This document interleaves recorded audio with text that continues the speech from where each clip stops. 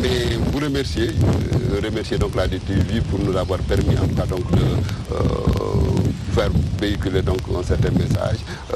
et puis renouveler tout simplement donc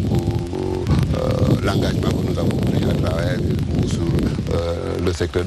en tout ce qui concerne donc le secteur de l'enseignement supérieur. Merci beaucoup Malik Fall, qui je rappelle est le secrétaire général national du syndicat autonome de l'enseignement supérieur. Il est en compagnie de son ami, de son camarade, M. Babacar Ndiaye. Lui, il est le coordonnateur ici au niveau de l'université de Thiès. M. Ndiaye, mot de la fin. Le mot de la fin, je l'adresse à tous les camarades. Et j'aimerais à la fin, avant que nous nous quittions, saluer ici la mémoire du professeur Moïse Fall. Père à son âme, qui est un pionnier, un précurseur de l'université de Thiès, qui a bâti l'université de Thiès de par sa connaissance, de par son travail, de par son savoir-faire, qui malheureusement nous a quittés prématurément en 2015. Et toutes nos pensées vont à lui en ce moment. Donc si c'est quelqu'un qui s'est investi, beaucoup investi pour le financement et la réalisation des infrastructures ici à l'université de Thiès, je pense que au moins je pense que les autorités pourront, pour lui rendre hommage, prendre un des bâtiments et lui donner son nom. Il s'est investi personnellement sur les études de sol, parce que pendant un moment, les travaux étaient bloqués, parce qu'on ne pouvait pas faire les travaux sans faire les études de sol. Il a pris sur lui de faire toutes les études de sol. Il travaillait avec l'architecte matin, midi, soir pour concevoir et mettre en œuvre ce projet-là. Donc le projet de construction de l'université de Thiès, on le doit on le doit principalement au professeur Maïssa Fall, et à son nom, que le Dieu l'accueille. Il y a également M. Ibrahim Sow. Il était de l'université Cheikh Anta Diop de Dakar, qui vient tout juste de nous quitter. Alors, M. Fall. Mais c'est le professeur Bouba Diop qui nous a appelés tout de suite pour nous annoncer cette mauvaise nouvelle. Et je rappelle que le professeur Ibrahim Sow a animé dans les locaux de la DTV, je pense le mercredi passé, une émission avec le professeur Dahadem et le coordonnateur du campus de Dakar. Ils ont animé une émission et nous étions en train de travailler ensemble sur la question de la retraite des enseignants. Et voilà que sur la pointe des pieds, il nous a quittés comme ça. Je voudrais vraiment donc au nom du CES nous incliner devant la mémoire donc, de cette...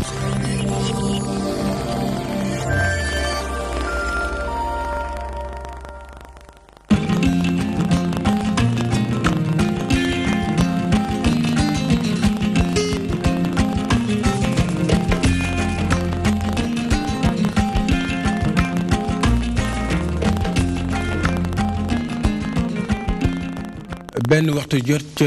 Gimbi Lambay diwaanu Bambey xibaar yi digg njolloor yi asalaamaaleykum. li gën a fës ci bopp xibaar yi bokk na lu soxal mbirum Khalifa Ababacar Sall ate ba di wéy démb nag soxaloon lool lu jëm ci wàllum nag ay réplique kenn ku ci nekk ak tontu ga nga war a indi avocat yooyu nag wéy di mu layool Khalifa Ababacar Sall kàddu yu Maître Kamka bokkoon na ca la gënoon a fës ñu jàpp ne dafa teggi ne wut naam yenn ci ay naataango avocat bëgguñ ca attu ndax ñàkkuk teewaayam daañ ci dikk ci biir xibaar yi soxal na leneen ci xibaar yi jëm na nag ci démb guddi ga metti woon na lool yàgg ca fële ca bët gànnaar Guet Ndar gànjol foofee bokk na ci géej ga wuy di yokk dëkkuwaayam ay musiba mbaaba kumba njombe am fa ay yàq-yàq yu bëri naam bakkan rotu ca dañ ci dikk ci biir xibaar yi leneen dana ci soxal ci biir xibaar yi jëm na nag ci wàllum bërëbu fajukaay yi nagam daanaka lompañ la def bokk na ci ñi di membre ànd gësëm nekk ca Gaspard Camara ñoom nag fëgg nañ seen dënd ñooñee nekkoon ay agent ci nag ville bu Ndakaaru ñaawlu bu baax ñàkk sàmmonte kàddu wala boog ay dégg di ay droit yoo xam seen àq la jëm ci nguur gi jëm ci tamit ñi dem ci à la retraite daañ ci dikk ci biir xibaar yi leneen dana soxal xibaar yi jëm na nag ci Dakar amal tamit lu ko dooree ni ki démb jàpp ñaar fan ak ñeent ci weeru février bi congrès bu ñu jagleel wàllum néphrologie xeetu jàngoro ci bopp yi lay nekk mu nekk prox ndoll ñoom nag ñu fësal ne Sénégal am na ci sooxee gu muy dox ndax gis nañ daal lu ëpp ci juróom benn junni ci ay cas daañ ko ci nemmeeku jëm ci wàllum insuffisance rénale at bu jot ci xew bu Sénégal yeneen ci ponk lañ ci boole faram-fàcce ko bu ko defee xabaar yi buur ci kanam ñu ñaanalante laata loolu ñu faram-fàcce ko.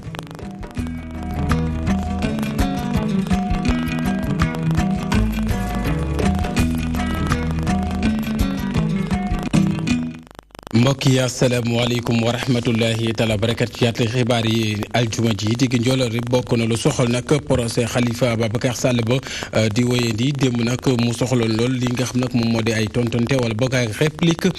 jëm nag ci layool kii di njiital gox bu Dakar kàddu yi nekk maître Kamga gënoon na caa fës naam ñenn ñi rafetluñ ko waaye tamit seen beneen naataango avocat jàpp ne ku ci mel ne maître Ousseynou Gaye du ca àddu ndax nag ñàkk teewaay moom moomee di maître Kamga dañ ci ànd teewlu leen seeni kàddu ñoom avocat yooyu dénk nañ ko sunu ndaw kii di Codé Ndiaye. dëgg moo neexul de sorte que booy wax dëgg day poser problème dans ce pays pourquoi muy poser problème man c'est pas parce que man avocat ville de Dakar la que man du ma wax dëgg li jëkk ci dëgg yi mooy leen lu Sénégalais yëpp gis Abdoulaye Wade moo fi waxoon ne jël naa rapport yëpp jox ko procureur Ousmane Diagne. jóge na fi Serigne Bassirou Gueye moo fi nekk dossier yaa ngi foofu ci bureau parce que moom moo jël place Ousmane Diagne mais yeneen dossier ñëw na tegu ci ban dossier ngeen fi gis à part Karim Wade à part Khalifa Ababacar Sall parce que simplement ñoom ñëpp dañu nekk ñoo xam ne ñi dañoo bëgg li président de la République bëgg. ma xam ci sama wàllu bopp man maa tontu bâtonnier Kamga nekkul attaque nekkul teesante dañoo toll ci phase dossier boo xam ne tontu la tudd tontu donc lépp lu nit waxoon rek dañ lay jox kàddu pour nga tontu ci biir li may tontu jàpp naa ne ki fi ñëw démb ne waa Sénégal réewu ay nit ñu tàpp lañ kooku bu fekkee ne ñoom loolu méttiwu leen man li ma tontu Kamga moo leen métti ma xam ne kujje moo lalu rek waaye buñ leen ko waxoon feneen fudul ci salle d'audience bi ñoom dañuy futeeku xeex te man tontuwuma ci suma tur tontuwuma ci turu avocat yi dama tontu ci turu sénégalais yépp waaw ñoom ñoo waxal seen bopp ne amuñu dara lu leen métti amuñu ndàmpaay gu ñuy laaj te dossier pénal bu fekkee dañ la fa indi nga tudd partie civile li la fa indi mooy ndàmpaay mooy nga wax yow li xew nii lan la yàqal loolu ñaata nga ko xayma ñaata nga bëgg ñu fay la bu fekkee ne li xew nii nee nga yàqalu la dara te xayma woo lu ñu lay fay mooy da ngaa mën a buuxante rek.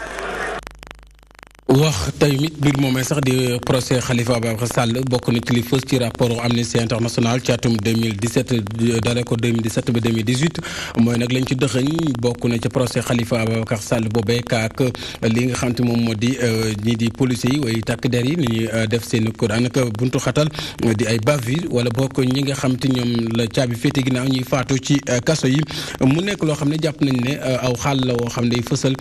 lii di wàggarte ak yelleefu doomu aadama moom bokk na ci tamit lii nga xam ne noonu la ñuy atte nit ñi ca bërëbu attekaay ba amut daanaka njaaxaanday ku ma am ndey ku ma amut ndey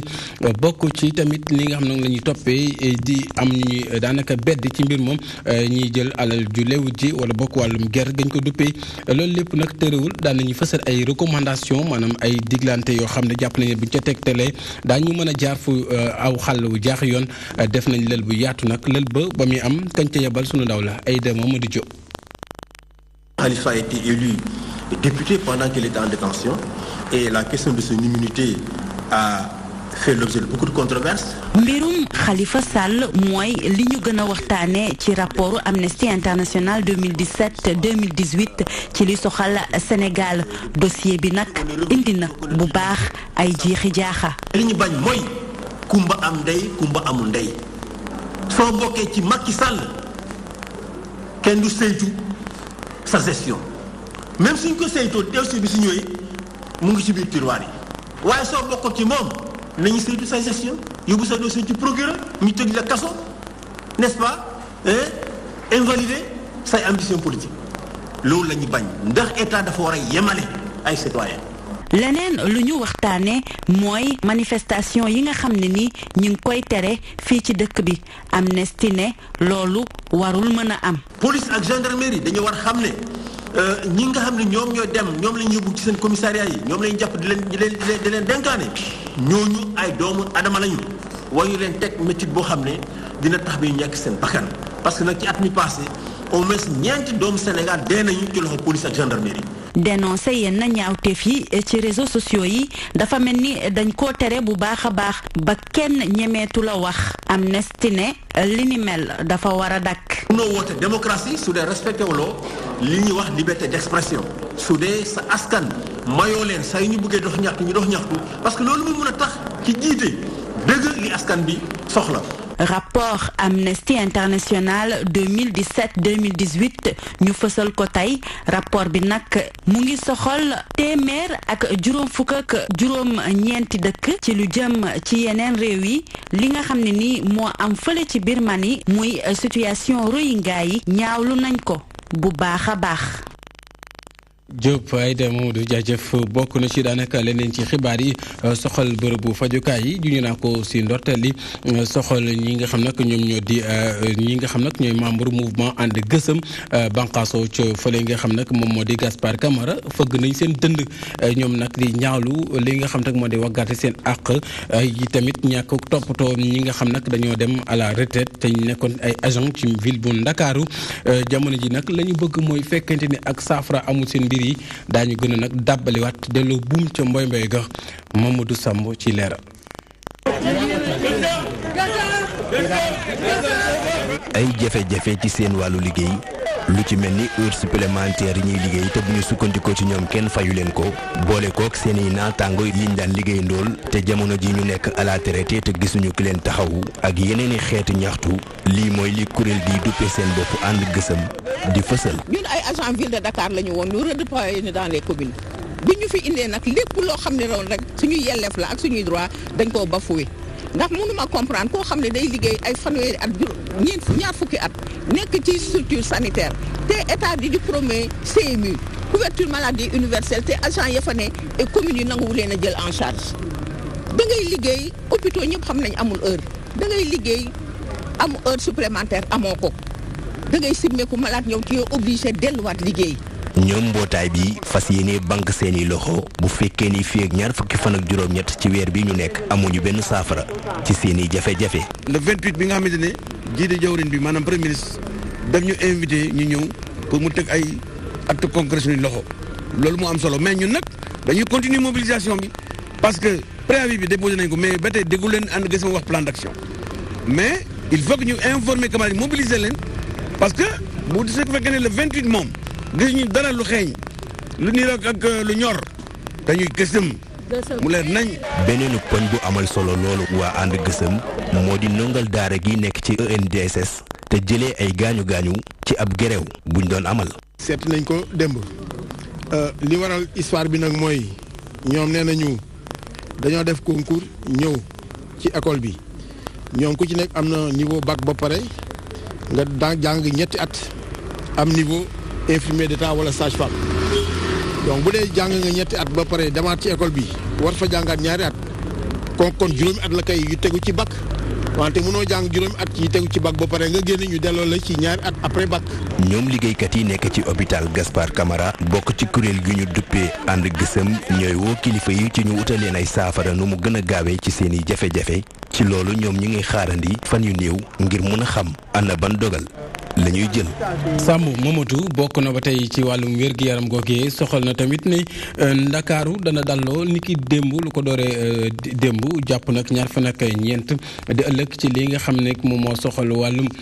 lii di congrès ñetteelu congrès bi nga xam ne dañ koy jagleel wàllum néphrologie xeetu jàngoro la buy daal xëy na ci bopp yi muy prox ndoll ñi nga xamante ni nag seen xam-xam màcc na ci wàllu woowu yi ñu mën na caa nag fësal ñàkku daada lii di jafe-jafe wàllum insuffisance rénale jëm ci tamit li nga xam ne moo di juróom benn cas ñu nemmee ko at bi jot Sénégal daf koy am ci xeetu jàngoro boobule loolee tax Sénégal suubu ci tegu ci aw yoon woo xamante ni la mu suubu mooy ngir nag fas yéene ci indi saafara gu mat sënkam dañ ci ànd ak Jibi Sar Joni. feebaru roño nekk na feebar bu bàyyiwul kenn daanaka ci askan wi ñi ci ëpp ci ñi muy laal nag bokk na ci ñi nga xamante ni seeni at toll na ci ñaar fukk ak juróom jàpp ñeent fukk. taxaw temb jàkkaarloog bi le nag feebar doon na lu yitteel ñiy yëngatu ci wàllu wér-gu-yaram ba tax na ñu ngi xamle ne jaarale ko ci ñetteelu congrès bu société sénégalaise bu néphrologie ne réew bu Sénégal at mu yàlla sàkk ay junniy cas la ñuy compter. toll ci juróom-benn téeméeru million ci ay nit lay dal ci Sénégal tam am nañu lu toll ci juróom-benn téeméeru nit yoo xam ne. ñu ngi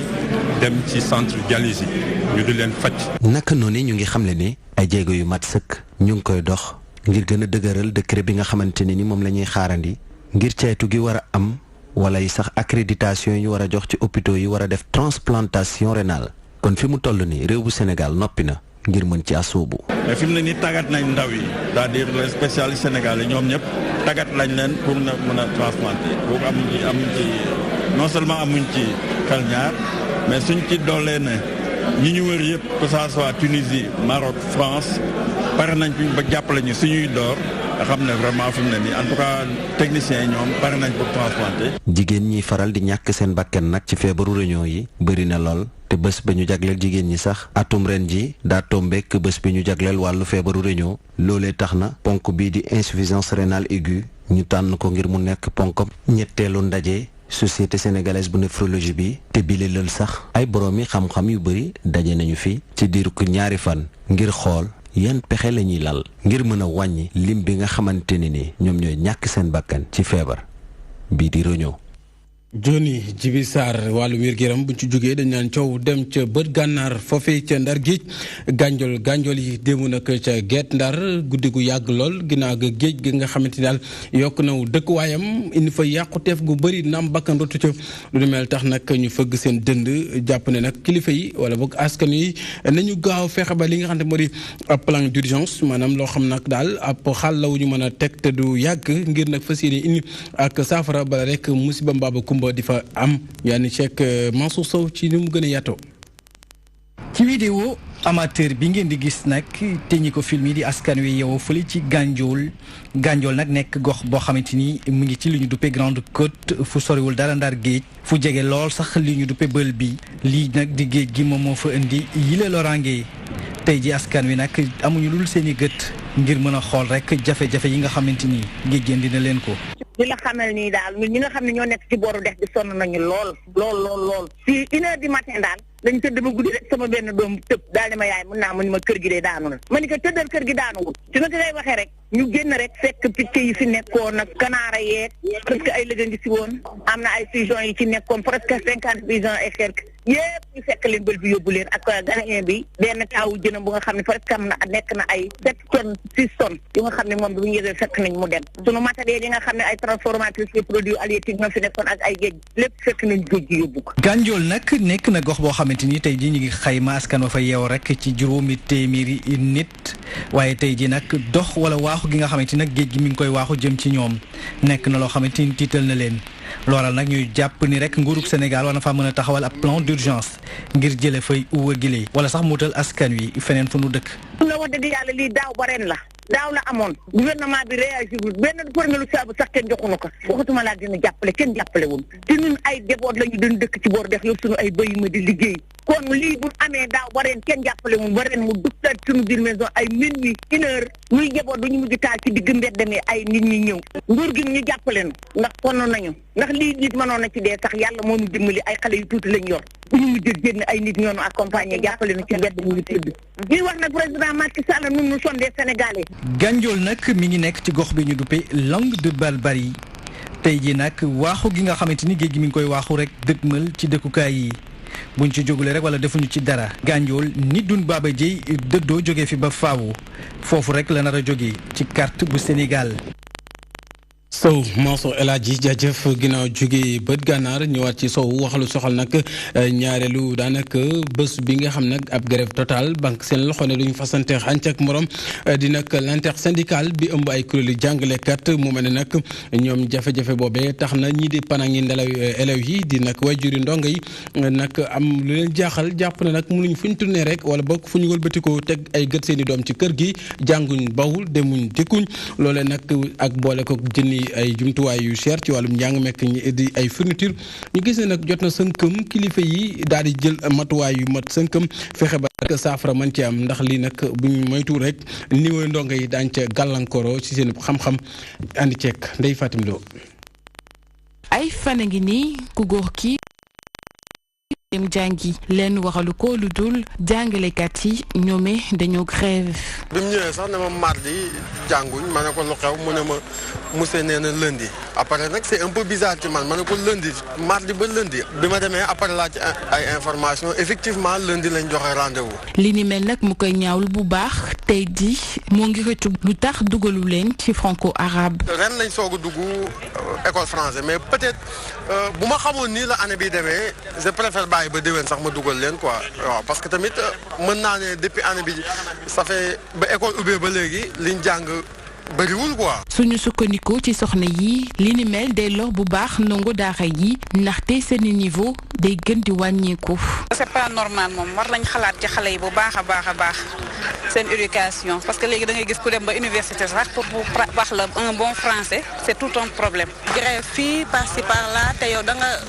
sacrifier pour sa doom yi jàng. wante soxna si moom gis na ni jàngalekat yi ñoom ci seen dëgg lañ nekk jaaduwul ngay liggéey te kenn du la teg ci ay conditions yu baax. pour inscrire boo sañoon da nga bëgg sa doom jàng mais kiy jàngale te bu ñëwee xelam dalul poosam dara nekk fa bàyyiwul dara këram ku nekk da nga koy xool sa bopp rek loolu du mën a sotti moom. suñu sukkandikoo ci parents d'élèves yi jot na nguur gi ak syndicat jàngalekat yi am benn déggoo ngir ñu mën a sauver année scolaire 2017-2018 bi. jàngalekat yi tam ñu dawal yërmande gouvernement bi tam def lu ko war ci jàngalekat yi. gouvernement bi toog syndicat yi toog ñu waxtaan trouver un consensus daal. xamuñ second que état moo nekk ci faute ou bien les enseignants ñoo nekk li ëpp solo mooy kenn ku ci ne li nga xam ne mooy sa devoir rek na nga ko def. parents d'élèves yi tiit nañ loolu ndaxte weer a ngi nii seeni doom yi jànguñu ni mu waxee tey jii ñuy laajte kañ la jafe-jafe yi di jeex ñuy am yaakaar ni que nguur gi dina def kenn kàttanam ngir jàngalekat yi delluwaat ci seen classe. lu Fatim Ndeye lu soxal nag Sénégal gis nañu ne ñay jéggi jaal ci wax yi dem ca tugal ngir wuti daani seen doole bokk na ci réew yu ko ëppale loole nag ngir saafara ko am na ca banlieue ba ab daanaka kuréel mbootaay boo xamante ni daal taxaw nañ ngir jàppale ñenn ci seen i naataango wala bokk ci doomu réew bu Sénégal ñooñee membre nag fi mu nekk nii la ñu bëgg mooy ay projet yoo xamante ni dañ koy sóob ci wàllu mbay mi napp gi ak it lii di càmm ji fexe ba loolee mën leen a téye ci réew mi waaye loolee naam baax na tamit duñ leen ci seetaan moo tax kuréel gi nga xamante ni moom la ñu wax ëmb mbooleem njaboote wala bokk njaboote Sénégal yi yeewoo ca bitim réew ñu koy wax directeur des Sénégalais de l'extérieur daal na leen ci fas yéene gunge Abdoulaye Wadianga. Barça wala Barsak nekk na loo xam ne jamono ji mu ngi lëmbee réewu Afrique yu bari Sénégal bokk na ci yooyu la dëkk moo waral ba kuréel bi ñu duppee Rassemblement pour le développement du Sénégal fas yéene taxaw tem ngir xeex lu ni mel. ngir la jeunesse am nañu yéene te war nañu ko mën a def mooy lan développer suñu réew sans que ñu basé ci Massamba wala Mademba. direction générale bi nga xam ne moo ëmb sénégalais yi nekk ca bitim réew fas yéene na jàppale bu baax a baax jëf ju ni mel ki ko xamle di directeur général am di Sori Kaba moom mi nga xam ne moo daal di jiite boobu la ndaje. donc su ay ndaw wootee dajaloo ñun dañoo war a dugal suñu loxo ci dajaloo boobu. yokkati ci ñu ne développement nag ndaw moo ko war a porter mais nag li ci jiitu mooy mu am éducation. addu ci mbir mi nga xam ne moo xew ca parti socialiste nga xam ne ay xiiro ak i ay ŋaayoo lañu nemmeeku foofule ay weer a ngi nii Sori Kaba di sàkku rekk socialiste yi ñu daal di bootu ci ginnaaw Ousmane Tanor Dieng ngir ñu mën a jëmale réew mi ci kanam. parti socialiste tey mu ngi ci coalition bi nga xam ne mooy gouverner réew mi. te Ousmane Tanor Dieng jiite ko li ma koy ñaan moom Bamba Fall waxuma ko sax mu ñëw APR mais na renforcer unité du parti socialiste ci ginnaaw Ousmane Tanor Dieng. mbirum Barça wala Barsak mu ngi wéy di faat ay bakkan moo waral ba tey jii war nañ ci wut ay matukaay. waja nga Abdoulaye bokk na ci doing business loole nag Sénégal bëgg caa am toogu gu am solo doxalin wu gaaw mbébétam mooy nag ci téeméeri ponk ya mu gën caa am daanaka ay point yu am solo mu tax loolee nag ngir mu am faaw ñu teg ay ñal yoo xamante ni sa la ñuy jaar bokk na ci ay yeesal ba ca njëkk mooy ñu daal di gën a kàttanalal lii di secteur privé bi waaye tamit fas yéene fexe ba li ñu jot a am di ay acquis ñu mën koo téye rek ngir mu bañ a nax saay loolee nag daan nañuy fësal walide li nga xamante ni moom moo di feuille de route ba fa ñu war a jaar ba am loolee kooko nag def ci kilifteefu ki nga xamante ni moo di ilimaani jëwriñ ji di Mouhamadou Boun Abdallah Dionne bañ koy amal nag yebal nañ fa sunu ndaw di rek Mouhamadou Diallo.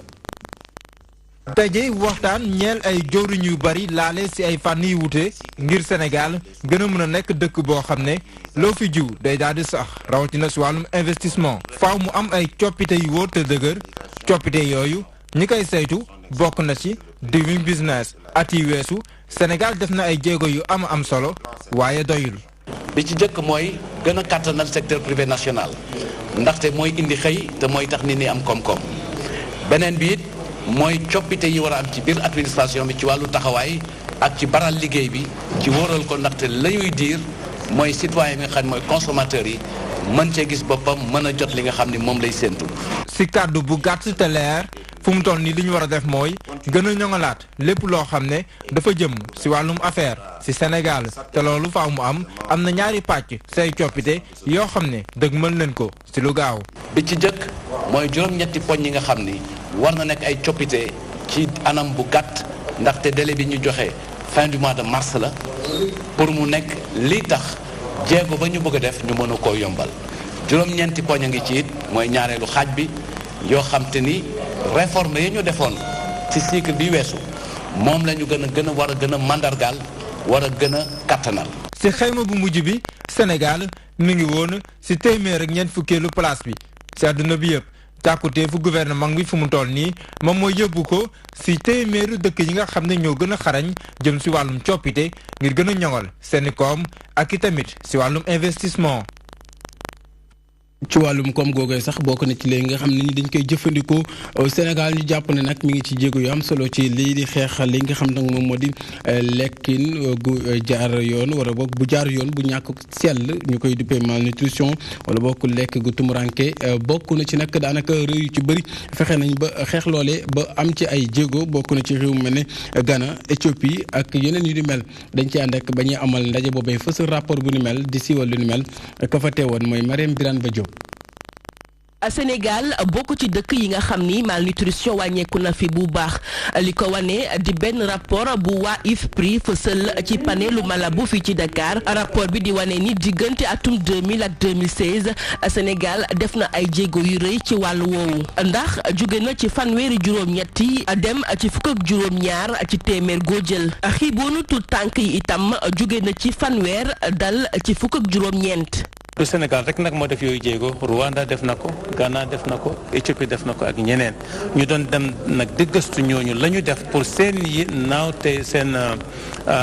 naawle yi fi nekk yeneen réew yi mën a jàng ci ñoom donc lañ fi gis ci Sénégal gis ko Ghana gis ko Éthiopie ak Rwanda moom la ñu tënk ci téere bi ñu yoroon fii tey.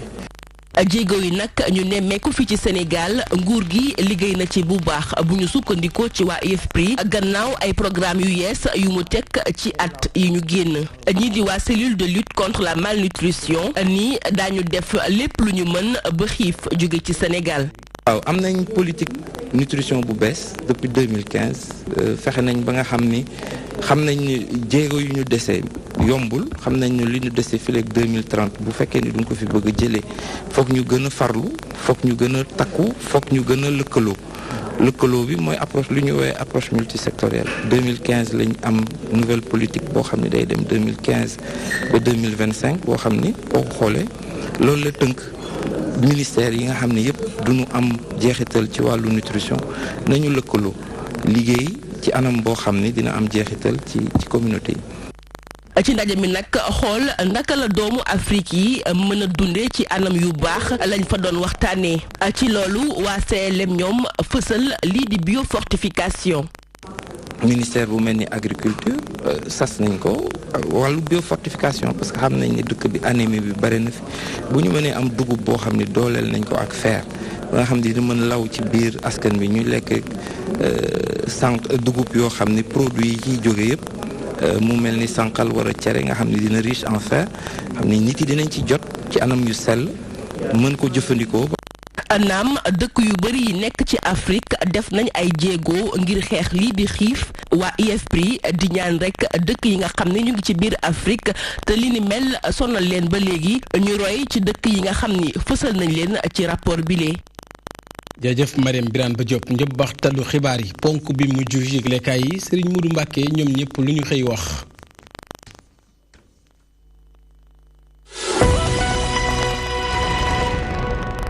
yëglekaay yi xëy di génn ñoom ñëpp ñu xëy rapport Amnesty International enquête ni rapport ba diis na lépp dal ci kaw Macky Sall ak nguuram Amnesty ni ba Macky Sall faloo ci bopp réew mi ak léegi li am ci Sénégal ñaaw na ñi niy jàpp ndax politique bari na waaye tamit àtte ba aw ci yoon néew na lu muy am ci biir Sénégal rapport bi yëmu cam yokk na ca ni Sénégal fi mu toll nii kenn amatul liberté ku wax lu neexul njiitum réew mi mbaa waa parteem ñu jàpp def ci kaso bi rapport bi bàyyeegul Macky Sall ak nguuram rey nan démocratie bu Sénégal képp ku bëgg am la metti nga bëgg koo wax ñu aaye sa manifestation lii la rapport bi xëyee ci nguurug Macky Sall gi ba mu nekk ci bopp réew mi ak léegi Seydi Gassama gàngooram xam le ni ci nag li gën a garaaw mooy am na ay nit ñoo xamante ni bii ñi ngi ànd ak nguur gi def lu leen neex ay rapport épingle leen waaye ñoom kenn du seeni mbir lu may ña ngay jàpp ay opposant am na si ni lii nekk lu jaadu yéene kaay baneen ba ci rapport bi di Vox Pop yëgle kaay bi nee na am na si kay fi mu toll nii dun may dara Macky ak nguuram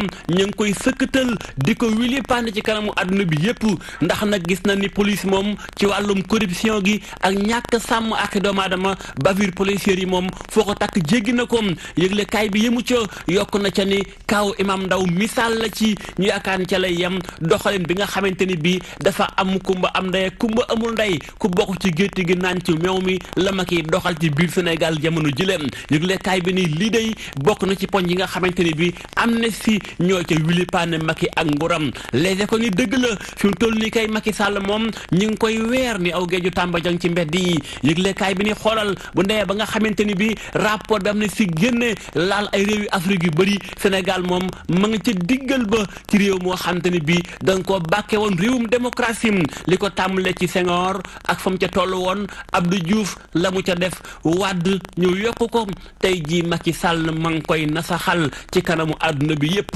yëgle kaay bi ni lii moo tax day Amnesty moom becc na rapport bi ngir nag wili pande Macky ak nguuram ba Macky Sall faloo ci bopp réew mi ak léegi dafa jàppe boppam buur wala sax yàlla ju ndaw ku wax mu dóor jàpp def ci kaso bi 24 heures moom itam jaar ci beneen wàll ma nga ci mbirum politique yëgle kaay bi ni xeex bi de mi ngi tàng diggante Idi ak Macky jamono bi nga xamante ni bii ay weer moo des suñu diggante ak élection présidentielle 2019 yëgle kaay bi ni mbir maa ngi tàmbalee tàng nag ca nag dafa mel ni waa benn bokk yaakaar Idi moo leen tiital dëgg-dëgg nag Idi yóbbu na firi faraw Macky ak nguuram l'Observateur moom jaar ci beneen wàll ma nga ci élection présidentielle 2019 yi yëgle kaay bi nee na ginnaaw Idi Macky am na yeneen mbir yu mu war a jàkkaarlool ca mooy ku mel ni El Hadji Malick Gakou Khalifa it naka noonu ñoom ñëpp day ñu ngi wër Sénégal tàmbale di xool fu nu mën a jaar nag ba gagné élection présidentielle yi Idi ba mu ko tàmbalee yàgg naa wër Sénégal donte kenn dawu ci bàyyi xel El Hadji Malick Gakou naka noonu Khalifa Sall moom ma nga ca kaso ba naam waaye ay lieutenant ñu ngi wër Sénégal di wax ak Direct Info moom xëy ci Touba yëgle kaay bi ni Touba day mooy xëccoo bi nga xamante ni bii dana tàng dina tar diggante Macky Sall Karim Wade ak Idrissa Seck yëgle kaay bi ni xoolal législative yi ñu passé day Macky Sall amu fa daanaka lu bari lépp la fa nekkoon ci ay député PDS ñoo ko jël muy waa kër Karim Wade yeeg Abdoulaye Wade waaye tey